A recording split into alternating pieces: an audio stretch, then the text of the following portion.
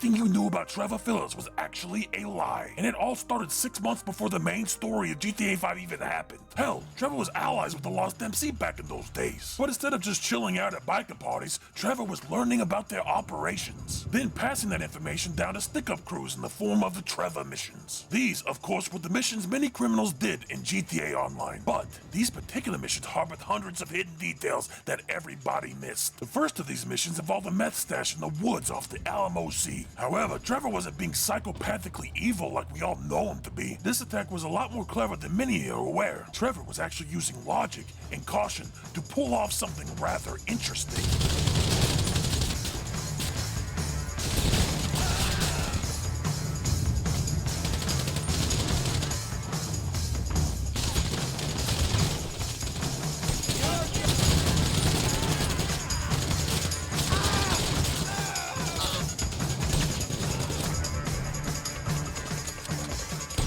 Clearing out these stashes were easy as Trevor used others to do the hard work for him. The majority of these missions involved the Lost MC as they were the only information Trevor had. And also, weirdly enough, the only friends that Trevor had. He also had the sense not to send us on suicide missions, but rather loosely protect the compounds in very rural areas in San Andreas. But like all things, these missions were gonna get even more interesting, as during the night we rolled out on other enterprising factions Trevor was allies with. This time it was the Aztecas, who were a notorious cartel, whom were also set up in the wilderness of San Andreas, and was also sold out by Trevor Philips in the form of semi-corporate espionage.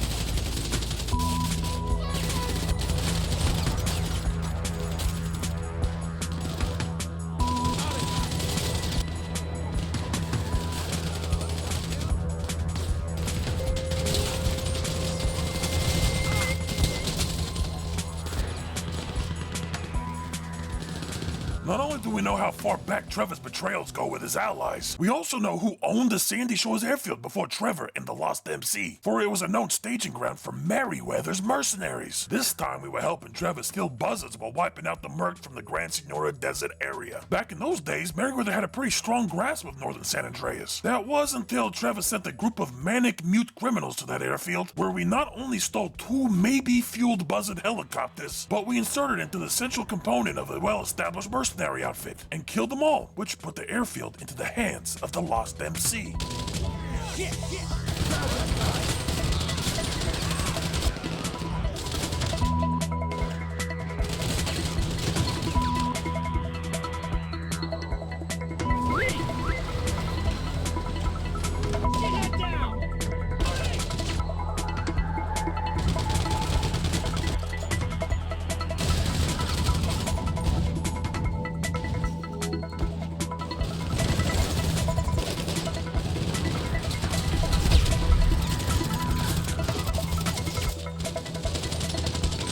This whole mission was actually way bigger than many believed, and it explains why the Lost MC had access to these buzzards in the first place, which were stolen to destroy a bunch of other Merryweather outposts, which landed the bikers with full propriety of the Sandy Shores airfield. And that's not even Trevor's craziest mission in terms of practical impact of crime organizations in San Andreas. For after helping the Lost MC with stealing an entire fucking airfield, we doubled back on ourselves and started robbing the trucks that they owned at some industrial place, which is genius in ways that most are actually unaware of.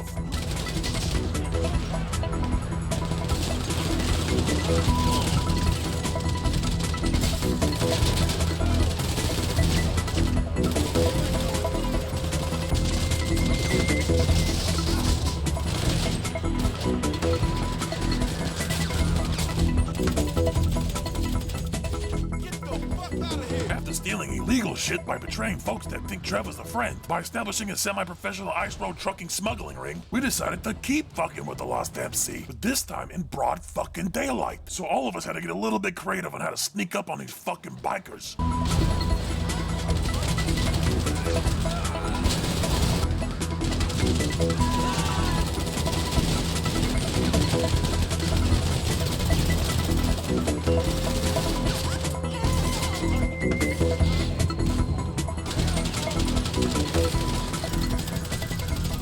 Eventually this shit got way out of hand. So we ended up making somewhat good use of that airfield that we previously fucking massacred, where we somehow acquired some shit we should not have access to. I mean, how else are we supposed to close out the biggest motorcycle club in America without a Cold War era military issue bomber that we acquired from the black market, with engines that we 100% did not verify in terms of functionality and reliability, perfectly equipped to do Vietnam-style carpet bombing using napalm and chemicals, which is more than a little bit illegal in every country in the world. Hell, it even had paratrooping capabilities and massive storage potential, and it's just small enough to land on a medium-sized airfield in a way that doesn't get us arrested. Also, the interior was a little bit politically charged in the way that would scare right-wing politicians in 1983, which we didn't know till after we bought this thing. It also had 3 very dangerous computer-aided turret positions, surveillance equipment for stealing secrets from our entire central government, and quick access to any exit of our choosing after the Air Force shoots us down on sight. There's even a sizable cockpit for a not-so-certified pilot and possible co-pilot, but everybody was usually using the computers that manned the 4 turrets located around the bomber. However, why exactly did we need a Cold War-era carpet bomber on American soil? Well, to be truthful, I don't even think we really needed to fuck these bikers up with a bomber, but it did stop it from being really good at destroying their farm-based meth operation. I mean, why send a group of 14 mercs to possibly die to the small arms fire of meth bikers when you can actually send this monstrous fucking thing in lower Earth orbit with random paratroopers dropping in like the 82nd Airborne, which is badass and very overkill in the hindsight of this whole job, considering there was like no more than like 20 people there that were semi-heavily armed but not really battle bikers. And to be honest, I don't even think any of them were like paying attention, which makes sense because I don't think I'd expect an entire airborne assault on American soil at a time like this, initiated by stealth-aided ground forces in a full assault on a biker meth fortress.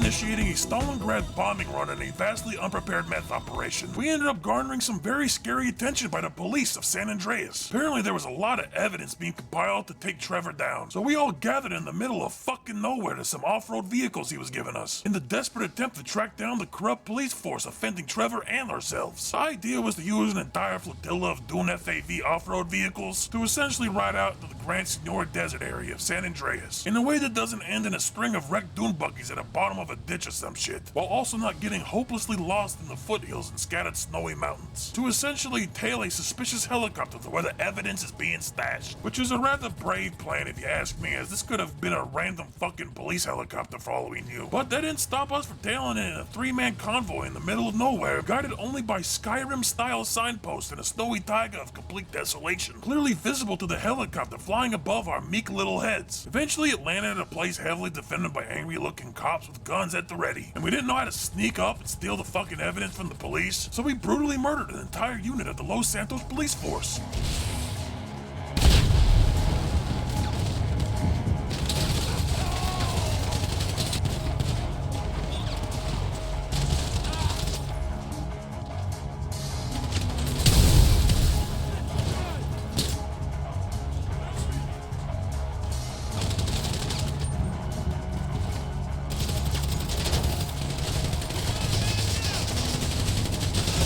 Murdering cops with ballistic weaponry, Trevor did the only thing a reasonable man would do: steal blood diamonds from mercenary contractors who knew way more about murder than we did, in a dark alleyway while massively outnumbered. Oh, and it was very fucking sloppy. Now, we were just getting lucky the whole time, to be honest. I didn't even bring enough ammo with me, because I thought we were like robbing a liquor store or some shit. But no, we were stealing $50,000 blood diamonds from a shit ton of mercenaries up in Polito Bay. And yeah, they were a little bit pissed off by the whole ordeal.